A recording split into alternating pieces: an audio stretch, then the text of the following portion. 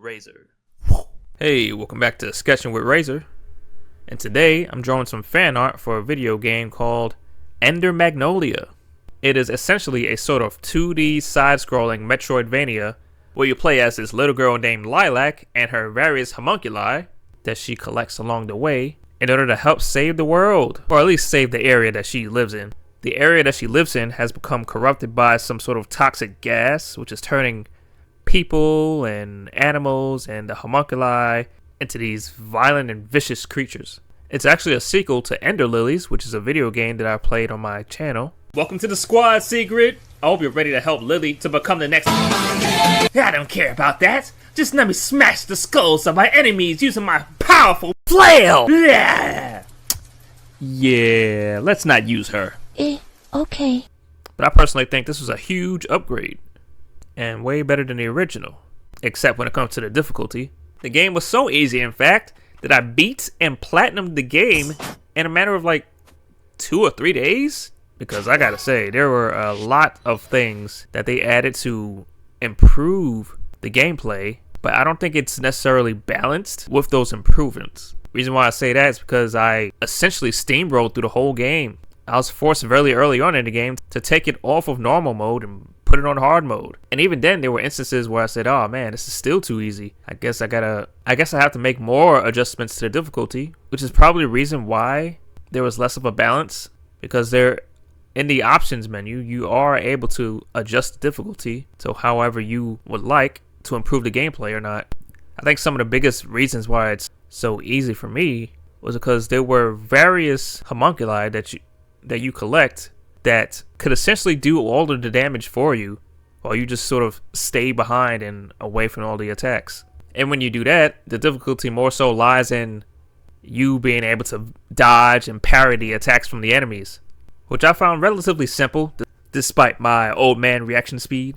But it was pretty funny because there were several moments where I would sit back and watch the homunculi I've collected attack the enemy as the enemy just sort of stood there. And not only that, the more difficult bosses that I would face after I changed the difficulty to make things more difficult will still end up giving me the win by doing something very stupid.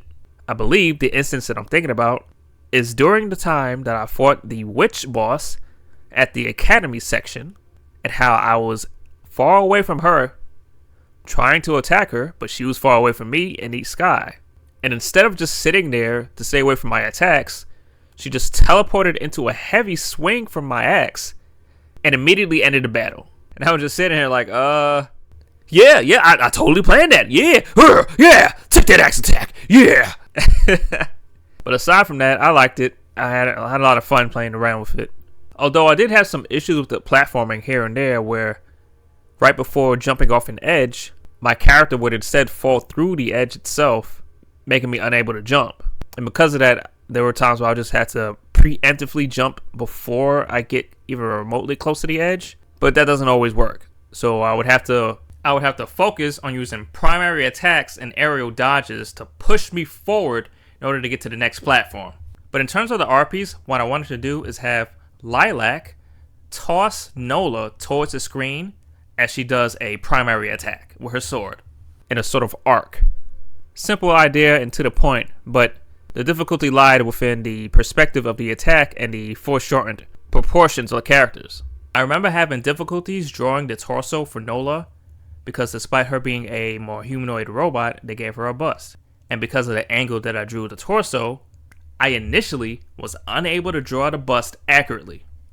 So in order to figure it out, I of course had to do a bunch of research and look up a bunch of images of either a top-down view of a bust or a bent over view of the bust, just to make sure it's accurate. Safe search off. Nah, I'm just kidding. But I didn't quite know what to do with the background, so what I did was have them in a darkened area with a bunch of mist around their attack to sort of accentuate the dynamic angle that they were in. Also, in terms of the glowing sort of particle effect going on with the bottom of Nola, that's actually what happens within the game, because in the game, all of the homunculi that she collects can sort of disperse into these magic particles and hide within these small capsules that she carries in her bag. sort of similar to Pokemon, and when they come out, they disperse from the particles, which is glowing blue, and into the homunculi, which was actually perfect for me because initially I was just going to have Nola charge towards the screen with her legs up. But the issue with that is you don't really see Nola's legs throughout the game. I mean, you do every now and then, but she normally has this very long dress that covers her legs. And there are only specific actions where you do see her legs because part of the dress is sort of split on two sides. But other than that, I was never able to get a good picture to sort of draw that. So it worked out for me. But other than that, that's all I got for you guys today. I hope you guys have a good one. And make sure to keep your mind, body, and soul razor sharp.